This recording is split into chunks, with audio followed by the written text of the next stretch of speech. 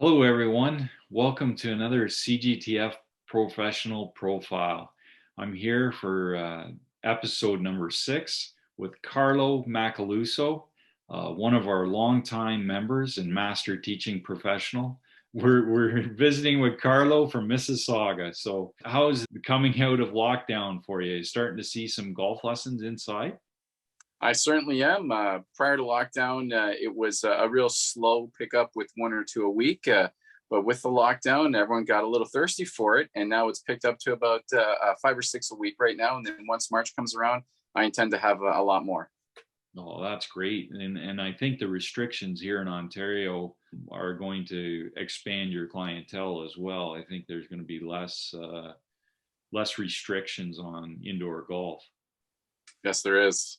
Yeah, so that's good news. Carlo, so where do you teach in the summertime? Yeah, so this will be my second year. I'm at the Oaks of St. George in Paris, and I'm the director of instruction out there.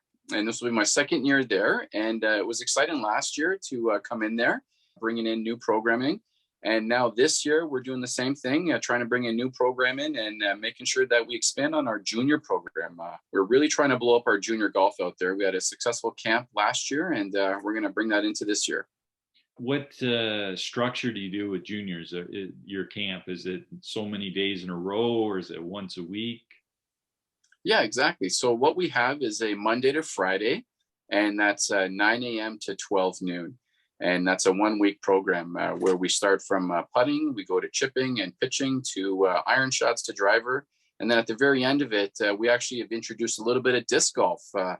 That is something that's hit my vein pretty hard for the past 6 years. I'm a little addicted to it, and it's a little fun thing to break up for the last 10 minutes of camp. And the kids absolutely just love doing it.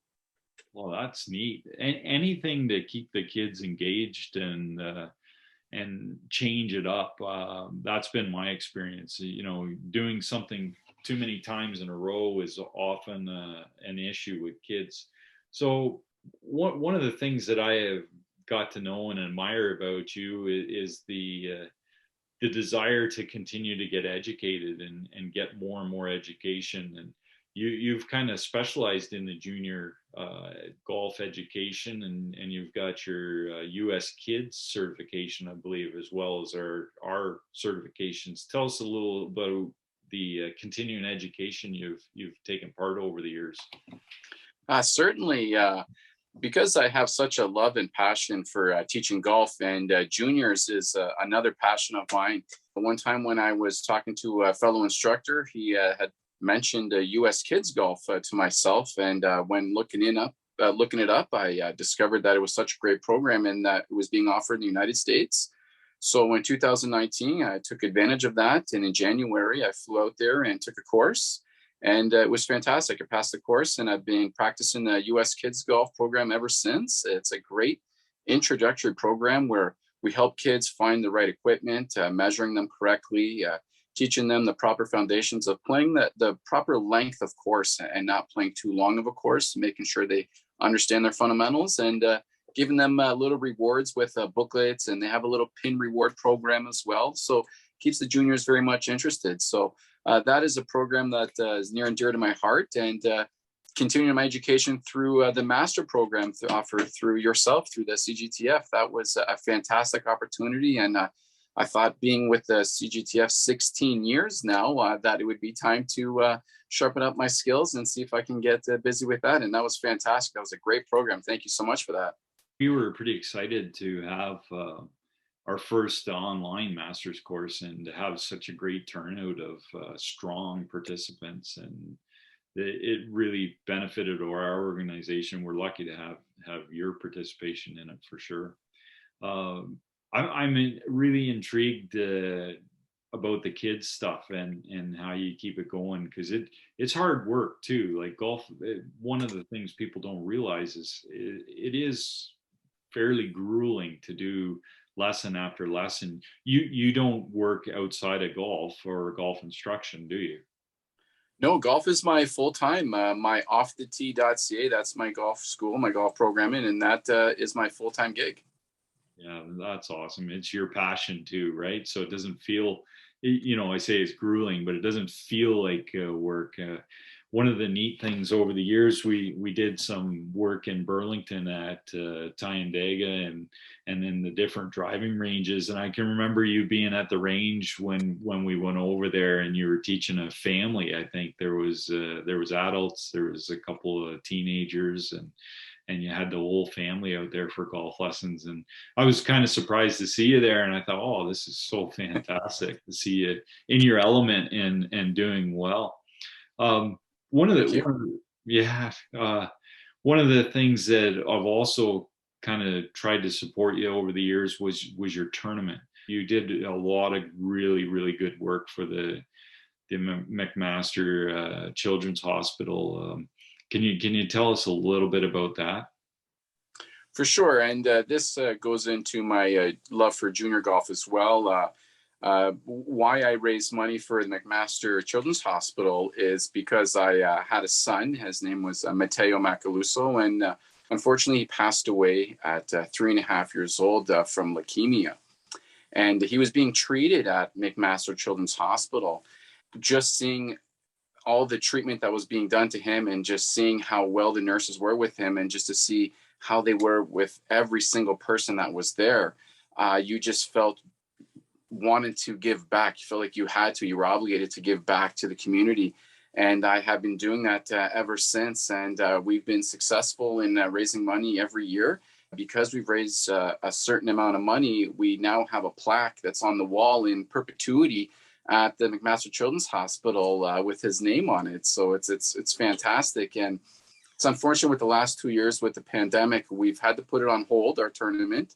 But this year, with everything being lifted, we're very confident that we're going to bring it back very strong this year and probably have one of our best fundraising years. Oh, that's phenomenal. It's it's hard to talk about these things, but you are such a champion to take your little guy's memory and make it something positive. And there's going to be a lot of people that benefit from that down the road. So now in your golf instruction, you're teaching clinics. You're not just teaching juniors. You're teaching adults, private lessons, clinics. Do you have sort of a program on off the tee that you want to tell us about? I teach all ages. That's correct. Some of the programs that I do offer is a ladies program that I offer. So where ladies can just find a couple group of friends, reach out to myself, and then we could put a group together. And if they don't have a group of friends and they're wanting to find some, they would just reach out to myself as well. And then I can befriend them and connect them with a couple other ladies who are interested in group lessons. And then that's how we get it going from there. For seniors, I find that I offer a great senior program in the morning where I'm always available from 8 a.m. to 11 a.m. Those are our prime times for them. And that's where I find that I do tend to book them the most there. And for our junior programs, we offer anything across the board for the kids. Mainly just have fun, great introductory, and a lot of just swinging the club, just enjoying it. It sounds really cool. It's neat to have some flexibility. I know there's some ladies that they definitely want to have a group setting because they're afraid of the intimidated, I guess, of that one-on-one. Oh, he's not going to think I'm very good. Over the years, we've all seen it enough to realize that most golfers are very similar to other golfers. They just need a little bit of a chance to change things up and go to a new level. I found it interesting in our little discussion before we got started that you're learning to skate. What would you say that becoming the student versus the teacher, what has that helped you with? That is a great question. And I can't tell you how much that has opened my eyes. Trying something completely new for the first time and have never done it before, it is incredibly difficult to learn how to skate. So every time I could see a new golfer coming to me, I could only imagine how much more my patience and calmness will be now, because I can only feel their pain. I can only feel what they're going through at the very moment of not knowing how to hold a club, and then properly how to hold the club and then swing the club in the end. So I've been actually sharing my learn to skate videos on my Instagram, and it's been tremendous feedback from the students because they as well get to laugh at me. They are better skaters than I am, and they'll get to be able to have a good little rub at that when we get to meet again this year for a lesson.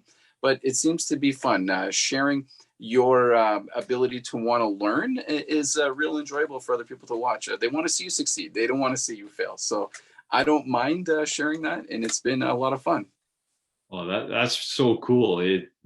Skating, it's one of those things that you either start really young or it seems to never be part of your life. So at 41 years old, to say, you know what, I've been without it for 41 years, but I'm going to start. I like that. I think that it's great, and I think it.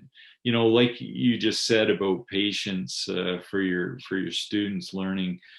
I know that you've got the world of patience as it is. So this is going to make you, I don't know whether it'll make you more patient, but it sounds like it's a good thing. You're enjoying, everything that you've wanted to do. You've got into the right place, the right golf course.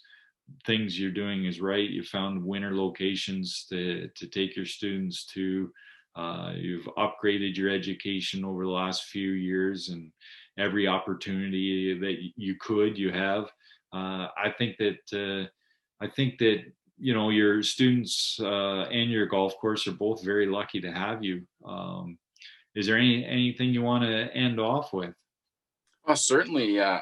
My gratitude to the CGTF and the doors that's opened for myself in the last 16 years, where I was working a regular 9 to 5 job, and someone had put down a magazine on the table, and I made it to the magazine, and there was this humongous page of advertisement for becoming a golf instructor. And I had junior golfed at Kings Forest in the 90s when I was a teenager, and didn't really do anything collegiate because I kind of put it aside to study on being a woodworker. But then I realized that my game was still sharp enough, and I thought I might as well try this and see how it could be because I enjoyed the game of golf so much, and my father taught me the game, and I wanted to teach others the game. So it was a tremendous opportunity to see that, and I'm so glad I made that phone call. And going out west to do my certification out west in BC at Sunset Ranch, that was terrific. That was such a great time.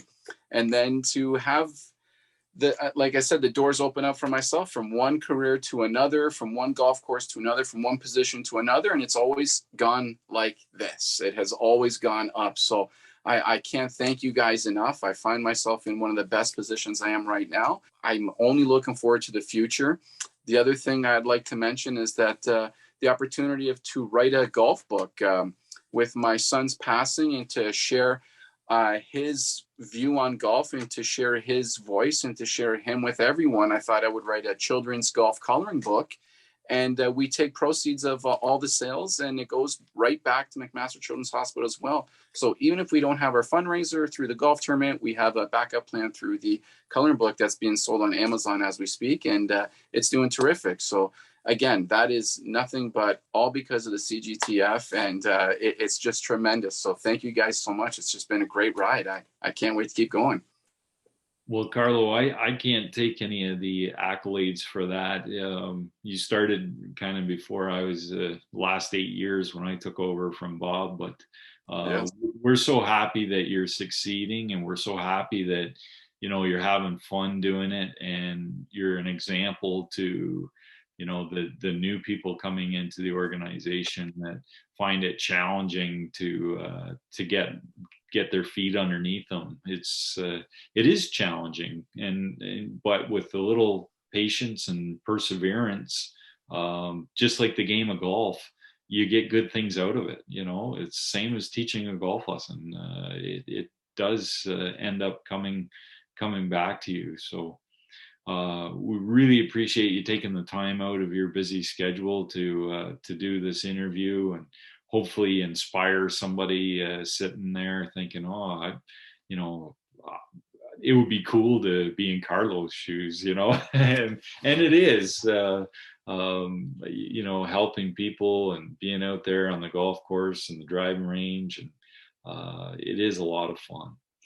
So thanks so much, and we'll see you soon. It was my pleasure. Thank you so much, Mark. I appreciate the kind words. Thank you. Thank you.